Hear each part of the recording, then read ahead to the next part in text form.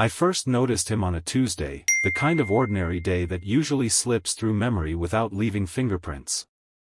I was standing at the bus stop, counting cracks in the pavement to distract myself from the lateness of the bus, when a thought crossed my mind that didn't sound like me.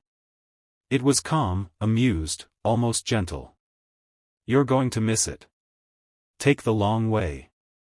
I frowned. I hadn't planned to take any way at all yet. The bus was still 2 minutes away, the digital sign blinking like a tired eye. I shrugged off the thought as imagination, the mind filling silence with noise. But when the bus finally arrived, its doors hissing open, I hesitated. The thought came again, clearer this time, almost like a suggestion whispered from behind my own eyes. "Walk today. You'll be glad you did." I don't know why I listened. Maybe it was the tone, patient, unhurried, as if it trusted me to decide. I stepped back, letting the bus pull away. The driver glanced at me, annoyed, and then the street swallowed the sound of the engine.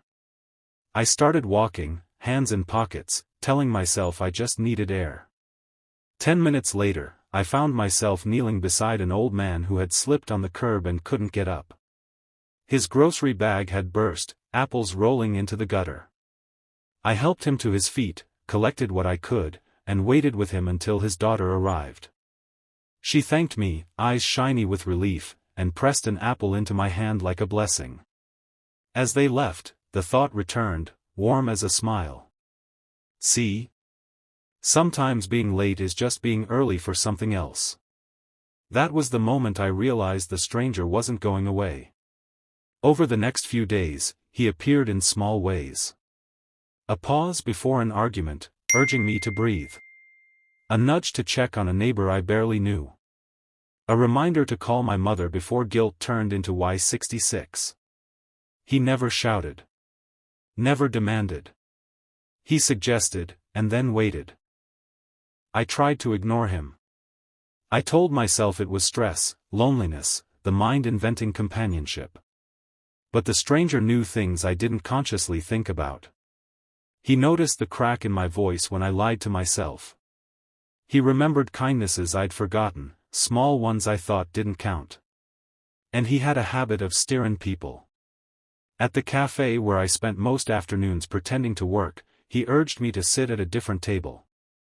There, a woman with tired eyes asked if she could share the outlet for her laptop charger. We talked.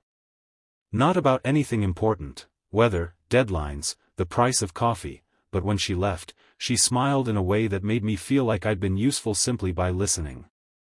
The stranger hummed softly, content. "You're good at that," he said. "You just forget." At night, I lay awake wondering who he was. A guardian? A fracture? A version of myself that had learned patience? I asked him once, silently, into the dark. "Who are you?" There was a long pause. I felt the weight of his attention, thoughtful, like someone choosing words carefully. "I'm someone who learned too late." "I don't want you to." That answer scared me more than any ghost story could have. It implied a past, a life, a set of regrets that didn't belong to me. I wanted to push him out, reclaim my mind as a private room. But then my neighbor knocked on my door, eyes red, asking if I had any sugar. Her husband had left, she said, and she hadn't eaten all day. The stranger said nothing. He just waited. I made tea. We talked. She cried. I listened. When she left, lighter than when she arrived, I understood why the stranger stayed quiet. He didn't need credit. He needed outcomes. Weeks passed. The stranger became a presence I could feel like a hand at my back, steady but unobtrusive. He guided me away from bitterness and toward small mercies. He reminded me that holding a door open mattered. That saying thank you wasn't trivial. That sometimes the bravest thing was to sit with someone's pain without trying to fix it. But kindness has a cost. I began to feel tired in a way sleep didn't cure. The stranger's suggestions grew less frequent, and when he spoke, his voice sounded thinner, like a radio losing signal. One evening, as I walked home under a sky bruised with clouds, I felt a wave of sadness that wasn't mine.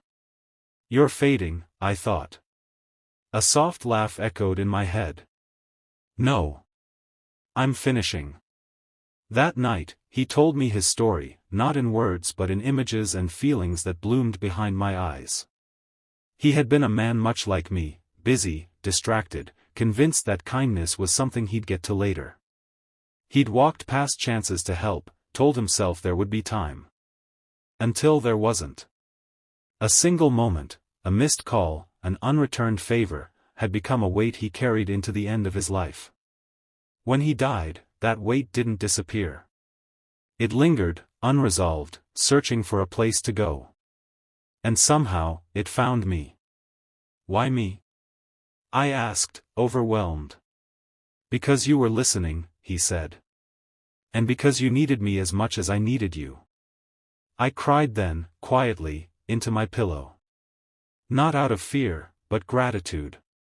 The stranger had lived in my head not to control me, but to remind me of who I could be. He wasn't an intruder. He was a mirror held at a kinder angle. The next day, he was almost silent. I moved through the world without his commentary, unsure, like a child riding a bike without training wheels for the first time. I hesitated more. I doubted myself. But when a man dropped his wallet on the subway platform, I picked it up without thinking. When a colleague snapped at me, I responded gently, and watched surprise soften into apology. That evening, as I cooked dinner, I felt him one last time. Not as a voice, but as a warmth spreading through my chest. "You don't need me anymore," he said. "You've learned to hear yourself." I wanted to argue, to beg him to stay. But I understood. He had given me what he could, and now the rest was mine to carry. I whispered a thank you, unsure if he could hear it. "Always," he replied. "That's the point."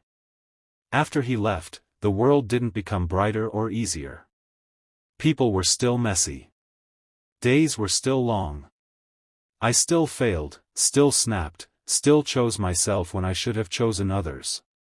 But now, when I paused, when I listened, I could feel the echo of his patience guiding me back. Sometimes, when I do something kind without expecting anything in return, I feel a quiet joy that doesn't quite belong to me alone. It feels shared, like a story passed down rather than owned.